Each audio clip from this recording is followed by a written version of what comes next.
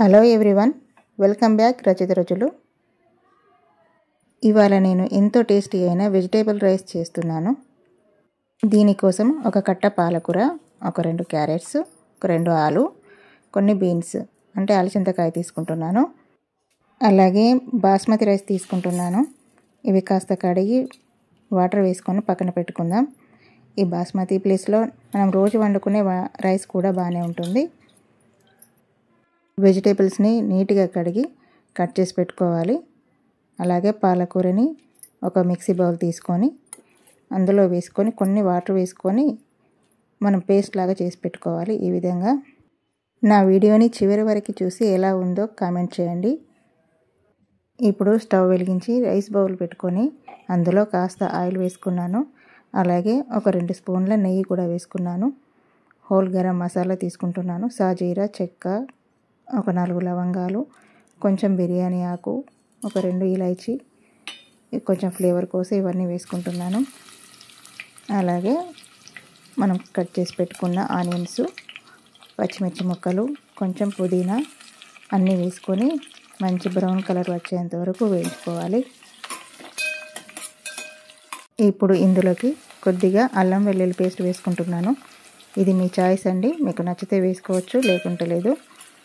ఇప్పుడు మనం ముందుగా మిక్సీ పట్టి పెట్టుకున్న పాలకూర పేస్ట్ వేసుకొని అది పచ్చి వాసన పోయేంత వరకు వేయించుకోవాలి.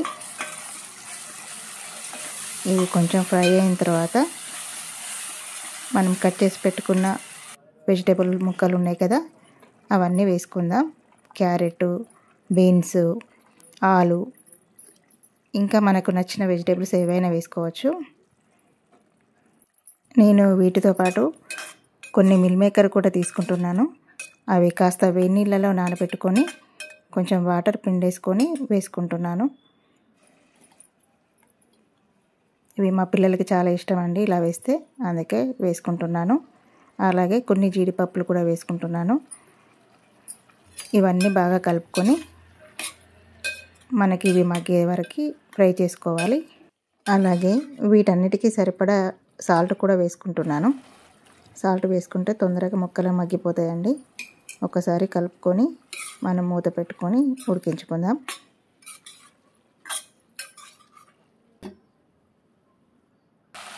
మనకు ముక్కలన్నీ మగ్గిపోయాయి. ఇందులో మన రైస్కి సరిపడా వాటర్ వేసుకుంటున్నాను. నేను ఒక గ్లాసు రైస్కి 2 గ్లాసుల వాటర్ తీసుకుంటున్నాను.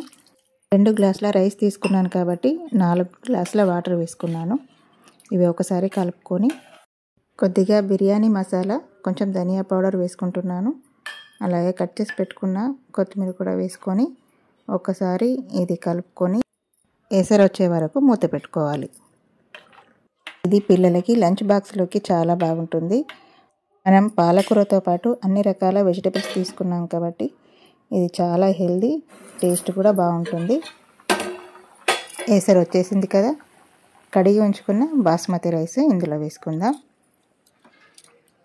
పిల్లలకి లంచ్ బాక్స్లోకి ఇలా డిఫరెంట్గా vegetable rice, palak rice, tomato rice, egg bhurji ఇలాంటివి ఎక్కువ లంచ్లోకి పెడుతుంటానండి. అన్నం కర్రీ పెడితే అసలు తినరు. ఇలా డిఫరెంట్గా చేసి పెడితే బాక్స్ మొత్తం ఖాళీ చేసి తీసుకొస్తారు. ఒకసారి మూత తీసి చూసుకుందాం. ఇప్పుడు అన్నం దగ్గర పడిందండి. దీన్ని నెమ్మదిగా కలుపుకొని మూత పెట్టుకుని సిమ్లో ఒక 5 మినిట్స్ ఉడికించుకుంటే మనకు వేడి వేడి వెజిటేబుల్ రైస్ రెడీ అయిపోతుంది. దీని కాంబినేషన్లో టమాటా గ్రేవీ కర్రీ కానీ, మిర్చితో చేసిన గ్రేవీ కానీ చాలా బాగుంటుంది.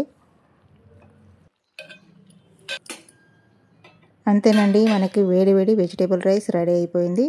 రైస్ ఎంత విడివిడిగా కలర్ఫుల్గా ఎంత బాగుందో చూడండి, చాలా బాగా వచ్చింది. రైస్కి సరిపడా ఉప్పు, కారం, స్పైసెస్ అన్నీ వేసుకున్నాం కాబట్టి మనం వట్టిగా తిన్నా చాలా బాగుంటుంది. ఒక్కసారి టేస్ట్ చేద్దాం. అన్నీ పర్ఫెక్ట్గా సూపర్గా సరిపోయాయండి. సూపర్. ఓకేనండి, మా బాబుకి లంచ్ టైం అవుతుంది. నేను లంచ్ బాక్స్ తీసుకెళ్ళాలి. నా వీడియో కనుక నచ్చితే ఒక లైక్ చేయండి. నా ఛానల్ని సబ్స్క్రైబ్ చేసుకోవడం మాత్రం మర్చిపోవద్దు. అలాగే మీ ఫ్రెండ్స్కి కూడా షేర్ చేయండి. Thank you for watching.